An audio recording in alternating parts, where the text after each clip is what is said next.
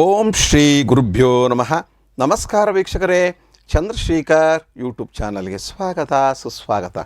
ವೀಕ್ಷಕರೇ, 2024ರಲ್ಲಿ ಯಾರಿಗೆ ಯಾವ್ಯಾವ ಡೇಟ್ ಆಫ್ ಬರ್ತಲ್ಲಿ ಯಾವ ತಿಂಗಳಲ್ಲಿ ಹುಟ್ಟಿರ್ತಕ್ಕಂಥವ್ರಿಗೆ ವಿವಾಹ ಯೋಗ ಇದೆ ಅಂತಕ್ಕಂಥ ವಿಚಾರವನ್ನು ಈ ದಿನ ನಾನು ತಿಳಿಯಪಡಿಸ್ತೇನೆ. 2024ರಲ್ಲಿ ಖಂಡಿತವಾಗಿಯೂ ಕೂಡ ನಾನು ಹೇಳುವಂತಹ ದಿನಾಂಕ ಮತ್ತು ತಿಂಗಳಲ್ಲಿ ಜನಿಸಿರ್ತಕ್ಕಂಥವರಿಗೆ ಈ ವರ್ಷ ಮದುವೆ ಅಂತಕ್ಕಂಥದ್ದು 100% ಸಕ್ಸಸ್ ಆಗುತ್ತೆ. ಮುಕ್ಕೋಟಿ ದೇವತೆಗಳು 9 ಗ್ರಹಗಳ ತಡೆ ಹಿಡಿದ್ರೂ ಸಹ ಈ ಮದುವೆಗಳು ನಿಲ್ಲೋದಿಲ್ಲ. ಖಂಡಿತವಾಗಲೂ ನಾನು ಹೇಳ್ತಕ್ಕಂಥ ತಿಂಗಳಲ್ಲಿ ಜನಿಸಿರ್ತಕ್ಕಂಥವರಿಗೆ ಡೇಟ್ ಆಫ್ ಬರ್ತ್ನವರಿಗೆ 100% ನಿಮಗೆ ಮದುವೆ ಆಗುತ್ತೆ.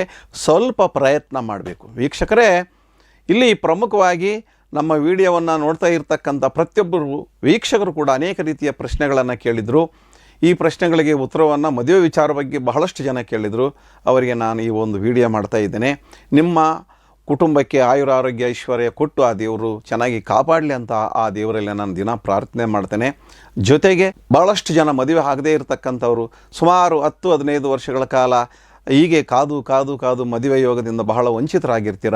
ನಿಮಗೆಲ್ಲರೂ ಕೂಡ ಈ ವರ್ಷ ಮದುವೆ ಆಗಲಿ ಅಂತ ಆ ದೇವರಲ್ಲಿ ಪ್ರಾರ್ಥನೆ ಮಾಡಿ ನಾನು ವಿಚಾರವನ್ನು ತಿಳಿಯಪಡಿಸ್ತೇನೆ.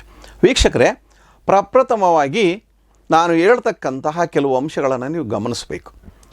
ಮದುವೆ ಯಾಕಾಗಿಲ್ಲ ಅಂತಕ್ಕಂಥದ್ದು, ಯಾತಕ್ಕೆ ಆಗ್ತಾ ಇಲ್ಲ, ಹತ್ರಗೆ ಇನ್ನೇನೋ ಎಂಗೇಜ್ಮೆಂಟ್ ಆಗುತ್ತೆ, ಕೆಲವರಿಗೆ ಮದುವೆ ನಿಂತು ಹೋಗ್ಬಿಡುತ್ತೆ, ಮುಂದೆ ಪ್ರೊಸೆಸ್ಸೇ ಆಗೋದಿಲ್ಲ. ಕೆಲವರು ಇನ್ನೇನೆಲ್ಲ ಬರ್ತೀವಿ ಅಂತಕ್ಕಂಥದ್ದು ಹೇಳಿರ್ತಾರೆ, ಮನೆಗೆ ನೋಡೋಕ್ಕೆ ಅಥವಾ ಹೋಗೋದಕ್ಕೆ ನೋಡೋಕ್ಕೆ. ಹೀಗೆ ಹೆಣ್ಣು ಮನೆಗೆ ಅಥವಾ ಹೆಣ್ಣವ್ರ ಗಂಡನ ಮನೆಗೆ ಈ ರೀತಿ ಎಲ್ಲ ಸ್ವಲ್ಪ ಪ್ರೋಸೆಸ್ ನಡೆದಿರುತ್ತೆ.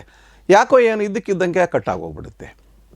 ಈ ರೀತಿ ಆಗ್ತಕ್ಕಂಥದ್ದು ಸಹಜ ಅಂದರೆ ಯಾರಿಗೆ ಅಂತಂದರೆ ಅವರ ನೇಮ್ ನಂಬರ್ ಡೇಟ್ ಆಫ್ ಬರ್ತ್ಗೆ ಮ್ಯಾಚ್ ಆಗಿದೆ ಇರುವಾಗ. ಯಾಕೆ ಅಂತಂದರೆ ಪ್ರತಿಯೊಬ್ಬ ಮನುಷ್ಯನನ್ನು ಈ ಭೂಮಿ ಮೇಲೆ ಗುರುತಿಸ್ತಕ್ಕಂಥವು ನೀವು ಇಟ್ಕೊಂಡಿರ್ತಕ್ಕಂಥ ಹೆಸರಿನಿಂದ ಆ ಹೆಸರು ಶಾಸ್ತ್ರೋಕ್ತವಾಗಿರಬೇಕು. ಸಂಖ್ಯಾಶಾಸ್ತ್ರ ಪ್ರಕಾರ, ಪ್ರೊನಾಲಜಿ ಪ್ರಕಾರ ಹೆಸರು ಇರಬೇಕು ಅಂತಕ್ಕಂಥದ್ದು ನನ್ನ ಒಂದು ವಿಚಾರ.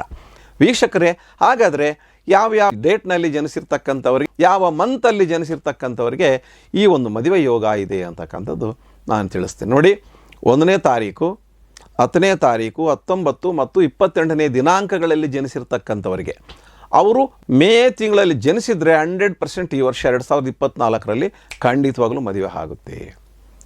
ಮತ್ತು 2ನೇ ತಾರೀಕು 2, 11, 20, 29 ಈ ದಿನಾಂಕಗಳಲ್ಲಿ ಜನಿಸಿರ್ತಕ್ಕಂಥವ್ರಿಗೆ ಏಪ್ರಿಲ್ ತಿಂಗಳಲ್ಲಿ ಅವರು ಹುಟ್ಟಿರಬೇಕು. ಒಂದು ಸಲ ಚೆಕ್ ಮಾಡಿಕೊಂಡ್ರೆ ನಿಮ್ಮ ಡೇಟ್ ಆಫ್ ಬರ್ತು, ನಾನು ಹೇಳಿರ್ತಕ್ಕಂಥ ಡೇಟ್ ಆಫ್ ಬರ್ತು ತಿಂಗಳುಗಳನ್ನು ನೀವು ಚೆಕ್ ಮಾಡಿಕೊಂಡ್ರೆ ನಿಮಗೆ ಗೊತ್ತಾಗುತ್ತೆ. ಟ್ರೈ ಮಾಡಿ. 100% ಮದುವೆ ಆಗದಿರೋರಿಗೆ ನಾನು ಹೇಳ್ತಾ ಇರೋದು, ಖಂಡಿತವಾಗಲೂ ಮದುವೆ ಆಗೇ ಆಗುತ್ತೆ. ಈಗ 3ನೇ ತಾರೀಕು, 12ನೇ ತಾರೀಕು, 21 ಮತ್ತು 30 ಈ ದಿನಾಂಕಗಳಲ್ಲಿ ಜನಿಸಿರ್ತಕ್ಕಂಥವ್ರಿಗೆ ಮಾರ್ಚ್ ಮತ್ತು ಡಿಸೆಂಬರಲ್ಲಿ ಹುಟ್ಟಿರಬೇಕು. ಅವರು ಹಿಂದೆ ಹುಟ್ಟಿರ್ತಕ್ಕಂಥವ್ರು 2024ರಲ್ಲಿ ಪ್ರಯತ್ನ ಮಾಡಿ, ನಿಮ್ಮ ಮದುವೆ ಖಂಡಿತವಾಗಲೂ ಆಗುತ್ತೆ.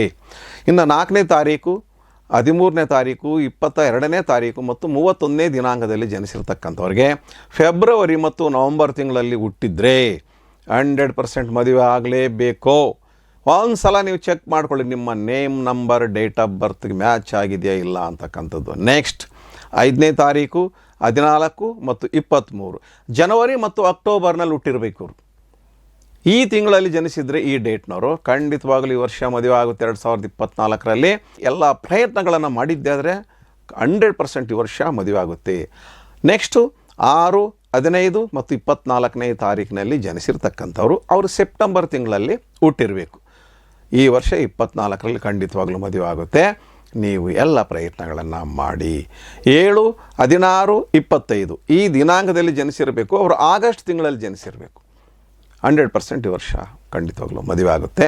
ಹಾಗೆ 8, 17, 26ನೇ ದಿನಾಂಕದಲ್ಲಿ ಜನಿಸಿರ್ತಕ್ಕಂಥವ್ರಿಗೆ ಜುಲೈ ತಿಂಗಳಲ್ಲಿ ಹುಟ್ಟಿರಬೇಕು. ಅವರಿಗೆ 100% ಅವರಿಗೆ ಈ ಒಂದು ವರ್ಷ 2024ನೇ ವರ್ಷ ವಿವಾಹ ಯೋಗವನ್ನು ತಂದಿದೆ.